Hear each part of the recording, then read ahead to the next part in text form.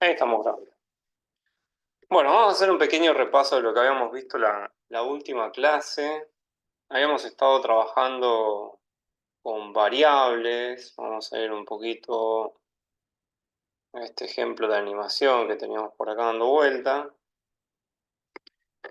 En este ejercicio se ve toda la pantalla completa, se ve todo bien. Ahí si arranco el sketch, ¿lo ven del otro lado? Ahí se ve la elipse moviéndose. Sí, se ve todo. Bárbaro, buenísimo. Em, Habíamos visto que teníamos diferentes tipos de variables, habíamos visto de 4 tipos de variables, las más importantes como que eran las variables enteras, las flotantes, las strings y las booleanas. Las enteras nos permitían grabar solamente valores enteros, las flotantes valores decimales, las strings cadenas. Online, ya que estoy para hablar. El que se haya sumado puede mutear, por favor, o estaban consultando algo. Gracias. Entonces, teníamos las variables flotantes, que eran decimales, la variable de tipo string, que son las cadenas de caracteres, como las que tenemos acá, que nos permiten a nosotros concatenar texto. Y después las variables booleanas, que muy para arriba las vimos como variables que podían guardar solamente 2 tipos de valores, que eran verdadero y falso, nada más que eso.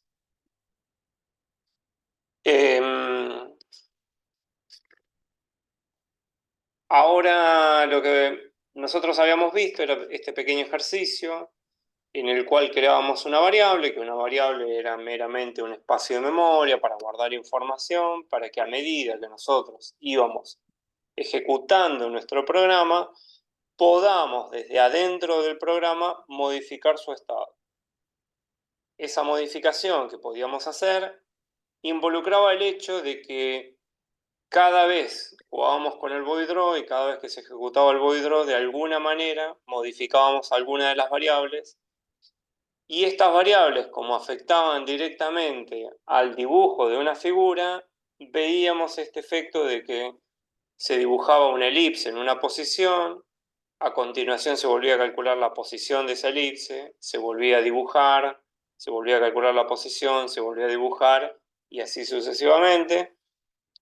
Podíamos lograr con esto de que con este simple concepto de decir, bueno, guardo la información donde va a estar ubicada la elipse, puedo dar como una sensación de que la elipse se va moviendo de izquierda a derecha. ¿Sí? Bien.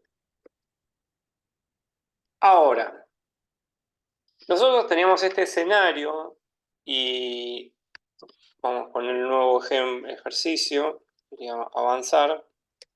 Voy a trabajar sobre lo mismo, que es, voy a tener una elipse, voy a tener una variable donde se me define la posición en X de esa elipse, y voy a ir incrementando la posición.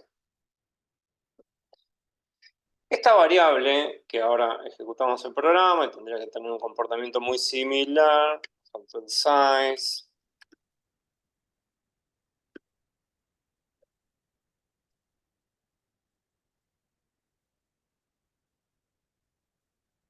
Lo que vemos ahora es lo mismo, lo que pasa es que como no estoy borrando el color de fondo, me está quedando esta sensación de que queda un rastro, ¿no?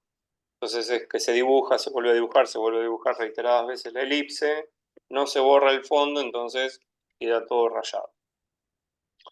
Aplicamos el background para que cada fotograma se pueda ir borrando ese cuadro nuevo que yo voy a dibujar, y termino teniendo este efecto que veíamos hace 2 segundos. Bien, pero acá lo que estamos viendo es que la variable que se denomina posX solo la estamos aplicando en la posición en X de esta elipse. Pero yo podría, en otros escenarios, utilizar otro conjunto de variables para situaciones en otras cosas. Por ejemplo, voy a seguir expandiendo un poquito el ejemplo, para estirarlo un poco, es, ¿qué pasa si yo deseara que se vaya incrementando el tamaño? ¿Sí? O sea, en lugar de solamente tener una variable que modifica la posición en X, tener una variable que me está modificando el tamaño. Esta variable, fíjense que yo la pongo acá, que modifica al mismo tiempo tanto el tamaño en X, el ancho como el alto. Processing me lo marca con error porque todavía esa variable no está declarada, no la reconoce. Entonces voy a declarar una variable tipo tamaño con un valor inicial de 0. Si yo ejecuto esto ahora, lo que va a pasar es que la elipse que se va a estar dibujando permanentemente tiene un tamaño 0, o sea que no la vamos a estar viendo. Va a haber algo que se está dibujando, pero no aparece en ningún lado. Entonces voy a aplicar como la misma lógica. La lógica de decir, bueno, al tamaño yo le voy a tomar y le voy a incrementar el valor en 1. Entonces tenemos este efecto que a medida que se va moviendo la elipse también va incrementándose el tamaño. Ese tamaño que yo voy modificando no necesariamente es lo único que puedo hacer. Si yo quisiera que de alguna manera ese tamaño se incremente, pero mucho más lento, ¿qué es lo que tendría que hacer? ¿Qué camino tendría que tomar? O sea, que la posición en X vaya a la misma velocidad y el tamaño en realidad crezca, pero mucho más despacio. ¿Cómo podría afectar eso yo para decir, bueno, quiero que crezca más despacio? ¿Por qué lado voy? Ahí pueden aprovechar Discord para dar su opinión. ¿Qué es lo que puedo hacer?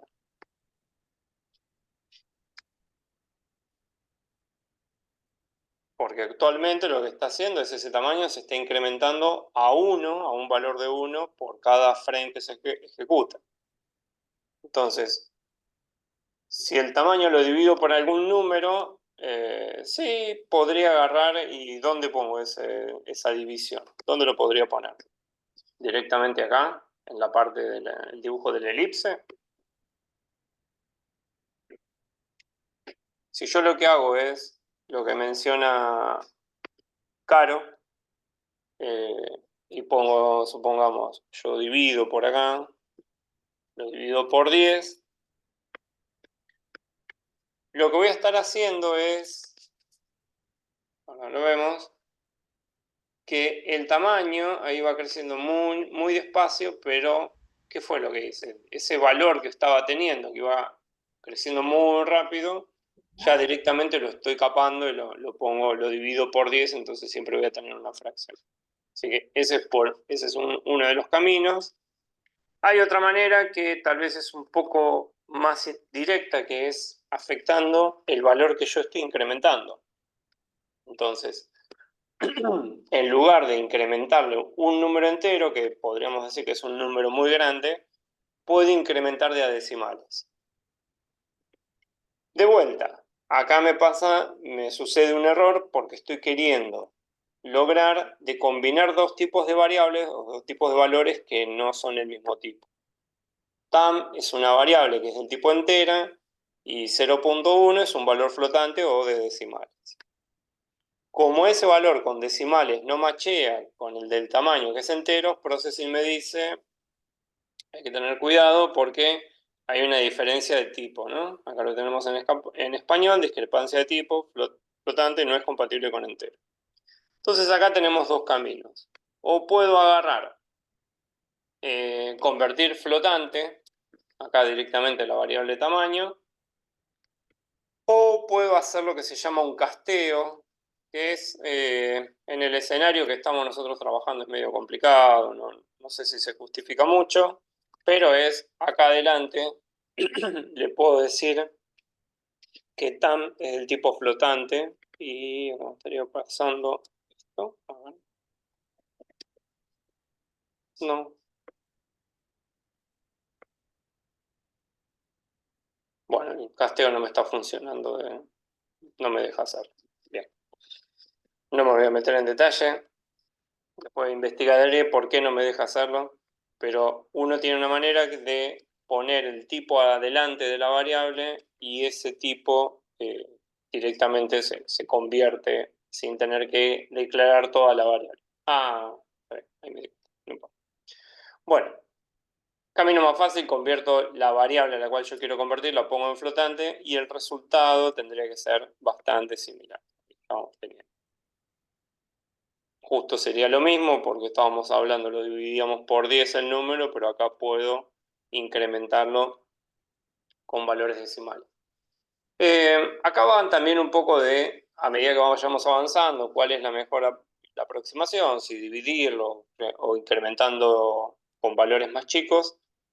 No hay una solución óptima o la mejor, por decir una manera, es de acuerdo a cómo uno lo vaya sintiendo más cómodo, pero se entiende la idea que puedo ir modificando el valor de la variable tamaño y con eso voy incrementando la velocidad en la cual crece, pero no necesariamente lo que tengo que hacer es que muchos apuntan a esa solución, que es decir, bueno, si yo quiero que vaya más rápido, más despacio, cambio el frame rate y lo defino en un valor más bajo. En vez de que vaya a 60 cuadros por segundo, lo bajo a 10. Entonces con eso voy a hacer que ande más lento. Entonces tenemos que tener cuidado o casi nunca usarlo este frame rate porque lo que termina haciendo es hacer que todo processing vaya más lento, toda la animación vaya más lento. Es como que una película que esté mostrando, una película, una animación que vemos en la tele, empiecen a cambiarle la cantidad de cuadros por segundo, entonces se va a ver de otra manera todo, no es que solamente una parte va a ser afectada. Bien, hasta acá no mucho más de lo que ya habíamos visto la clase pasada. Guardo esto. Bien. La clase pasada, como habíamos empezado a trabajar con variables, otro tema que teníamos para arrancar es el tema llamado condicionales. Y si me dan un cachito, vamos a buscar la presentación. Acá van a ver que subí las presentaciones. Están las de variables, texto, imágenes, lo que usaron para el TP. Texto. Hablamos con ustedes el tema de cómo cargar tipografías. ¿Recuerdan eso? Cómo levantar una fuente. Me parece que lo hablé con la comisión 4. No, el 5, perdón. Creo que no, creo que no. Ok. Bueno, vamos por ese punto antes de avanzar con el siguiente parte. Para este trabajo práctico, el trabajo práctico número 2, uno de los puntos que se mencionan acá es el texto en la pantalla debe utilizar alguna fuente de processing, ¿sí? Para poder resolver esto, vamos a ver cómo se carga una tipografía desde Processing. Esto es...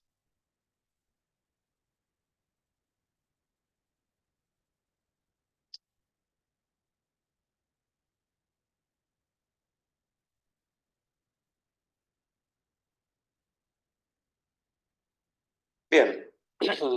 La carga de tipografías, lo primero que tienen que tener en cuenta es que su proyecto tiene que estar guardado porque trabaja bajo el mismo concepto que las imágenes, que tiene que estar la carpeta data para poder cargar la tipografía. Lo que va en nuestros ejercicios de tipografía, lo que habíamos visto, en realidad no habíamos visto nada, lo que habíamos hecho en algún momento es algo como esto. Definíamos un texto donde iba a estar ubicado. Vamos a ponerlo en 100. Definíamos un tamaño, un text size, 30, y también un color de fondo que era con el fill. Esto lo saco por ahora. Ejecutamos esto y vamos a tener típico programita que nos está dibujando un texto en la pantalla, la palabra o la. Cuando nosotros ejecutamos la instrucción text, lo que hace Processing es tomar una tipografía ya que existe por default, o una fuente que existe por default, y utiliza esa fuente para dibujar la instrucción text, sin llevarnos a obligarnos a que tenemos que cargar alguna tipografía. Para los que están más familiarizados con herramientas de diseño gráfico, cuando hablo de cargar una tipografía o una fuente, ya entienden el concepto. Para los que no están familiarizados, es ese escenario donde yo, por ejemplo, tengo el Photoshop y me gustaría poner una letra que se parezca a la de la marca McDonald's, por ejemplo. Entonces, busco en internet y debe haber un archivo donde guarda la información de cómo es la tipografía asociada a la marca de McDonald's o el nombre de McDonald's. Entonces yo puedo utilizar ese archivo, lo importo en mi Photoshop y puedo hacer textos que ya tienen el formato de McDonald's. En el escenario de processing, lo que podemos hacer es ir acá, esperen que avanzo de vuelta, ir a herramientas, crear fuente. Y acá vamos a tener un lindo set de tipografías, que si mal no recuerdo son las tipografías que están cargadas dentro del sistema operativo. Todas estas tipografías yo puedo elegir la que más me gusta, de alguna manera, y generarla, ¿no? Esperen que yo tengo que andar corriendo en una barrita de Zoom. Esto me va a decir, bueno, esta tipografía va a tener por default un tamaño 48, tiene este nombre y le pongo aceptar. Me gustó esta tipografía por X causa y le pongo aceptar. Lo que va a terminar pasando al darle a aceptar a eso es que vamos a ir al escritorio, vamos a abrir el trabajo.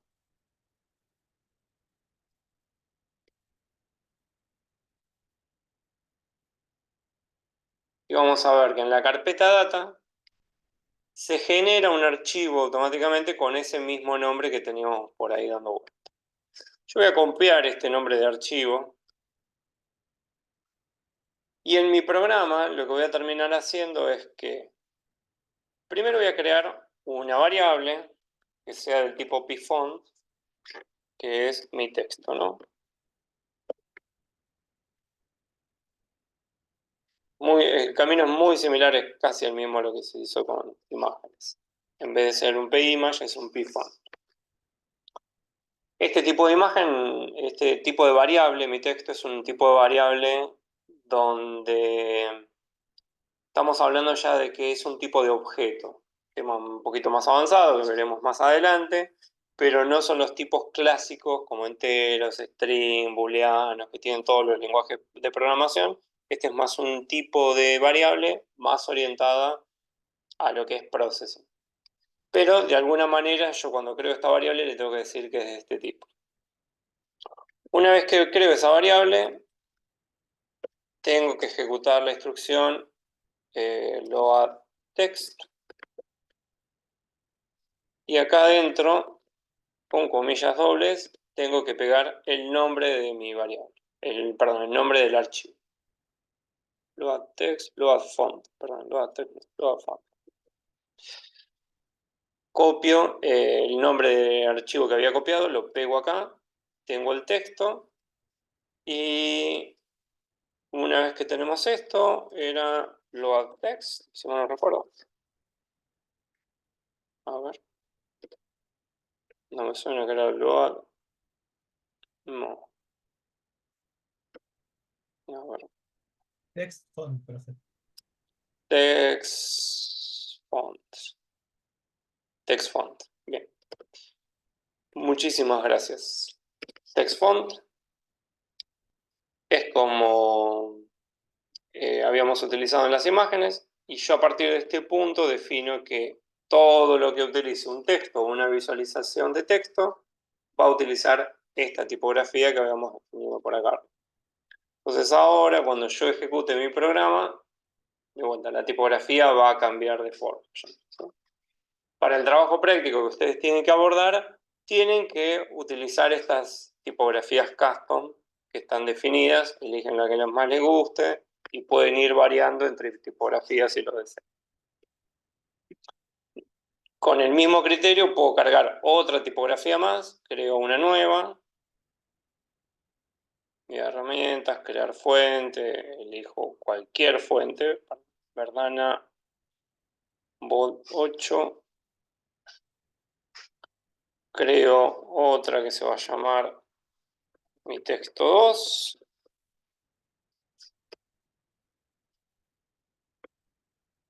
Texto 2, load font.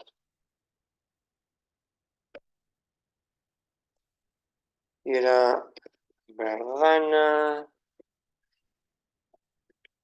bold, y ahí ya me perdí. Verdana bold 48.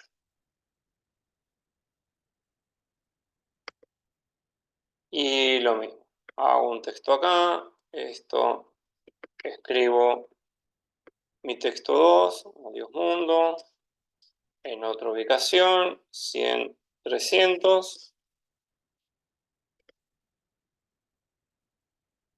Y ahí tenemos errores porque Verdava no existe. Así que vamos con Verdana.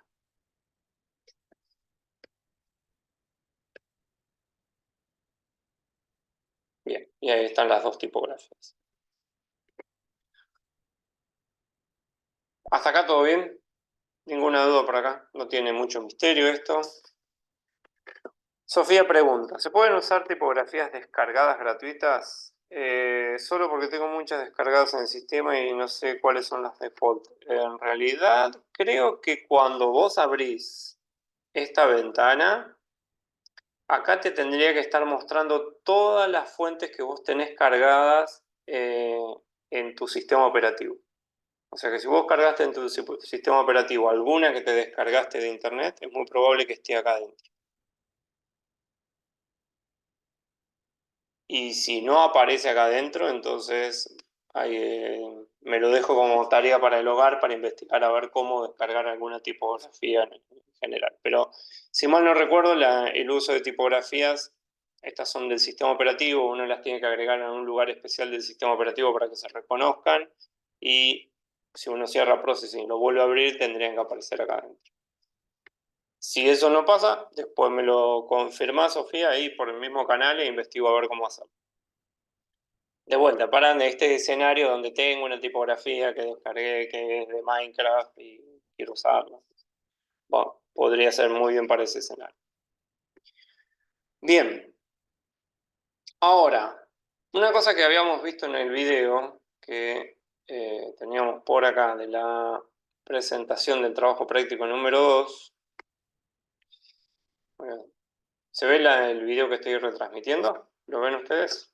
Bueno, no, este no es el video, este soy yo. La idea de este video es poder darles una breve explicación. Este es el video que muchos no vieron, de cómo hacer la entrega. Este video es el que quiero ver. Cierro el tema de las tipografías y hablamos un cachito de las entregas del TP.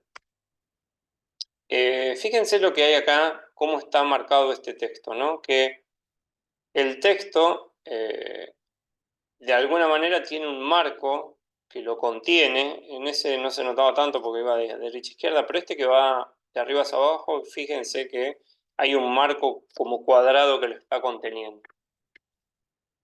Lo que tienen que, y acá, bueno, en este también se nota que hay un cuadro para eso. Lo que tienen que tener en cuenta es que para jugar con eso, lo que pueden hacer es, con Processing, lo siguiente. Y esto les va a servir también para trabajos prácticos más adelante. Supónganse que yo tengo un texto muy largo.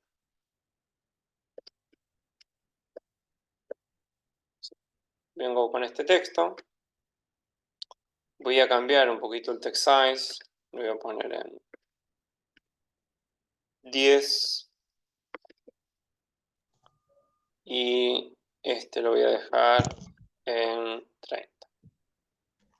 20. Vamos a bajar. Bien. Vamos a guardar como.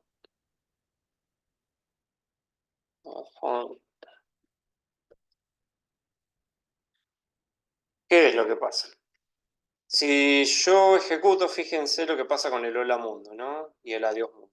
¿Ah? Se van de pantalla. Entonces, siempre tenemos que recordar de que Processing lo que hace es dibujar en la pantalla. No es un editor de texto como el Word o el bloc de notas.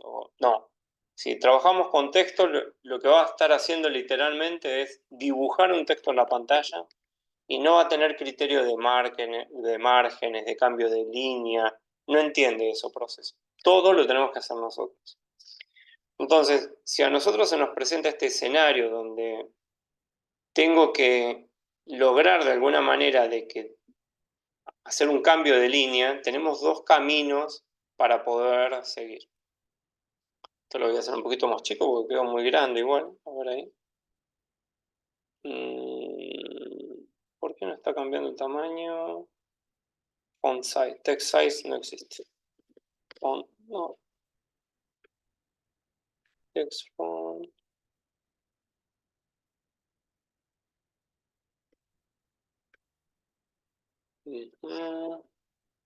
A ver, que creo que tengo la teoría. Sí, ahí está. Cuando aplicamos el text font automáticamente aplica el tamaño, ahí aplica el tamaño por default que tiene la tipografía. Entonces, ¿qué sucede? Cuando lo tengo en este orden, que primero defino el text size y luego el text font termina pisando el tamaño que habíamos definido anteriormente. Entonces, recordemos siempre poner el text font antes y ahora se tendría que ver un poquito mejor. A ver. Ahí vamos mejor. Bien. No me estaba dando bolilla con los tamaños que estaba poniendo. Bien.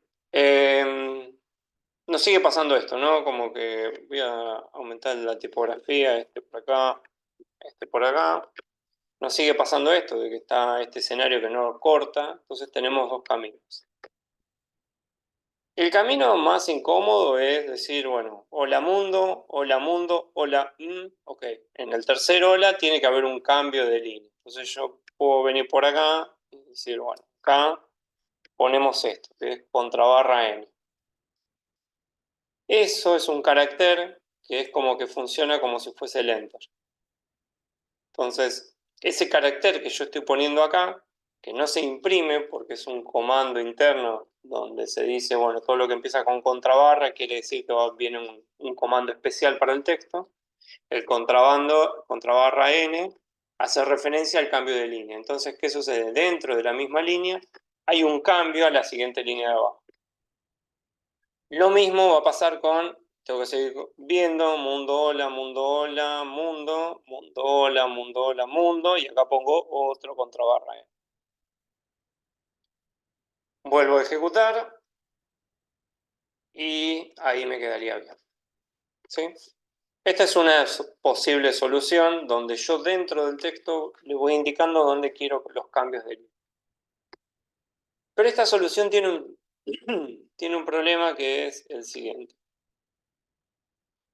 ¿Qué pasa si yo aumento el tamaño de la tipografía o lo disminuyo? Si yo lo aumento, no se calcula nuevamente el espacio donde tiene que hacer el cambio ni demás. ¿Qué es lo que va a pasar? Yo le dije automáticamente que acá en el hola mundo, al tercer hola haga el cambio de línea. Como le aumento el tamaño, esa regla sigue estando adentro. Entonces, si se va de la pantalla, eso no se corrige. Entonces tengo que encontrar tal vez algo que sea un poquito más dinámico antes que este contrabarra n. Entonces, esta solución es la otra solución